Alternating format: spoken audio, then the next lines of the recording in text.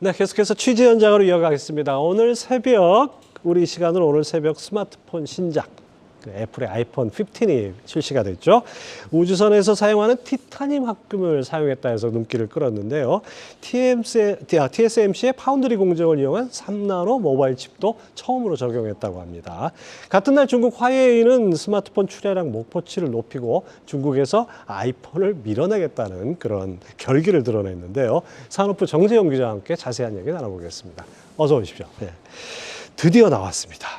근데 다시 이 아이폰 15이라는 게 단순히 신제품이 나왔다는 의미를 좀 넘어서는 것 같아요. 국내 기업들도 뭐 많은 기업들이 이제 애플에 납품을 하고 하는데요.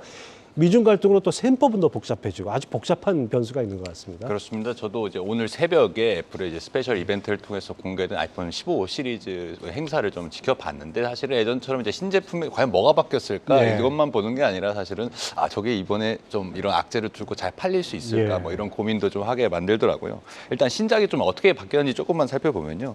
지난해와 마찬가지로 제품은 4종으로 출시가 됐습니다. 최상위로 이제 한 종, 그러니까 울트라 기종이 추가될 거라는 루머도 있었지만 시리즈 구성은 달라지지 않았고요.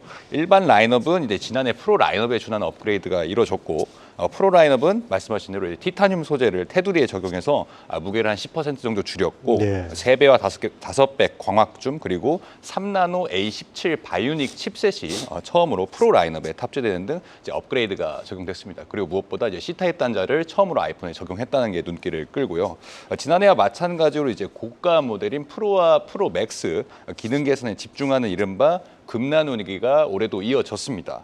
예상을 깬 건 이제 가격이었습니다. 이제 가격이 시장에서는 이제 최저가 799달러에서 1,199달러로 시작해서 이제 지난해와 같은데 지난해 환율 영향으로 한국에서는 이제 가격이 올랐었거든요. 네. 근데 올해는 국내 가격도 동결입니다. 애플이 이제 한국 시장을 주목하고 있지만 이번에도 1차, 2차 출시국에는 이제 포함되지는 않았습니다. 다시 말해서 우리나라에서는 제품이 한 달가량 뒤에 나옵니다. 네, 아무래도 뭐 우리는 이제 삼성 갤럭시가 있기 때문에 애플이 뭐 1, 2차 공급국에는 약간 배제를 하는 것 같은데 사실 성능계에서는 뭐가 바뀌는지 잘 모르겠습니다. 뭐 이렇게 새로 나올 때마다. 근데 가장 눈에 띄는 거는 새로운 제품을 내놓으면서 가격을 올리지 않았다는 건데요. 시장에서는 한 $100 정도 올릴 거라고 예상하지 않았어요? 맞습니다. 좀 예상을 깬 대목이었는데요. 이제 올해도 사실은 이제 스마트폰 시장의 성장세가 이제 누그러지는 등 판매 환경이 좋지는 않습니다. 다만 이제 애플 같은 경우에는 이 프리미엄 스마트폰 제품은 좀 별도로 움직여서 오히려 제품 판매율이 좀 높아지는 그런 현상도 일어나고 있는데 사실 여기에는 중국발 악재가 좀 겹쳐서 예. 이런 판매 전략을 세웠다는 분석이 좀 우세합니다. 중국은 현재 일부 공공기관에 이제 아이폰 등 외산 스마트폰 사용을 금지한다고 이렇게 내려졌다고 알려져 있습니다. 또 여기에 최근 화웨이가 미국의 반도체 제재에도 보란 듯이 이제 7나노 공정을 적용한 AP를 탑재한 메이트 60 시리즈를 내놓고 있거든요. 그러니까 중국 내에서 화웨이 스마트폰을 구비하는 이른바 이제 애국 소비가 조금 일어나고 있는 그런 상황입니다. 제가 알기로는 이제 아이폰 매출의 한 20%가 중국에서 나오는 걸로 알고 있는데 그래서 이제 중국은 애플에 아주 공들이는 시장 아닙니까? 맞습니다. 이제 중화권, 그러니까 중국을 포함한 중화권 시장은 애플의 매출, 그러니까 지난 2분기 매출 비중 20%가 넘을 정도로 매우 중요한 시장입니다. 애플 이제 중화권 매출이 우리 돈으로 20조 원 정도가 2분기에 찍혔는데 이건 일본 시장의 3배가 넘는 수준입니다. 그렇군요. 중국의 아이폰 금지령이 이제 공공기관, 그러니까 공무원 신분에게만 해당된다고 하지만 이게 만약 민간으로 번진다면 애플의 손해가 좀 막심해지는 그런 상황인 겁니다. 아이폰 신작이 공개된 바로 오늘 공교롭게도 화웨이가 메이트 60 시리즈의 하반기 출하량 목표치를 20% 이상 상향한다고 이렇게 전해졌습니다. 자, 올해 아이폰이 삼성 갤럭시를 제치고 뭐 세계 시장 점유율 1위를 달성할 것이다 이런 예상이 나왔잖아요.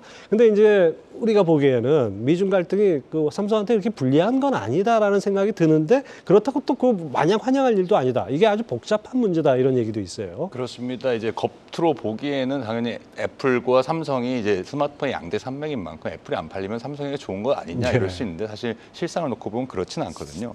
지난해 아이폰 판매량 가운데 중국 비중이 22%에 달하기 때문에 만약 중국발 악재가 실현이 된다면 애플에게는 막심한 손해가 나오고 여기에 따라 삼성전자가 올해도 이제 1위 출하량 기준으로 지킬 수는 있을 겁니다.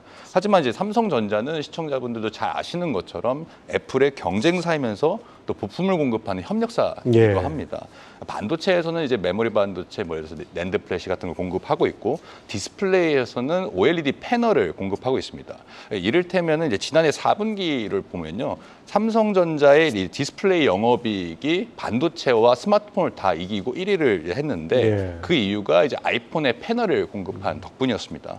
중국 소비자들이 이제 아이폰을 안 산다고 해서 화웨이 스마트폰이나 기타 중국 스마트폰을 사지 갤럭시를 사는 건 아니잖아요. 예. 그렇기 때문에 아이폰 판매량이 줄어도 삼성전자 이익도 같이 줄게 되는 겁니다. 마찬가지로 이제 애플의 부품을 공급하는 LG 이노텍이나 LG 디스플레이도 이번에 하반기에 아이폰 신작 효과로 좀 실적 반전을 좀 꾀하고 있는 그런 상황이거든요. 근데 상황이 마찬가지라고 볼 수 있습니다. 물론 이제 시장에서는 이제 아이폰의 중국 악재가 좀 이런 우려가 과도하다는 의견도 있습니다. 왜냐하면 애플은 중국 내에서 아이폰을 생산하는 어떤 중국도 고용 악화를 그런 감수해야 하는 리스크가 좀 있습니다. 애플의 아이폰 최대 생산 기지가 중국 장주에 있는 대만 폭스콘 공장입니다. 네, 아주 복잡하네요. 예. 정재훈 기자 잘 들었습니다.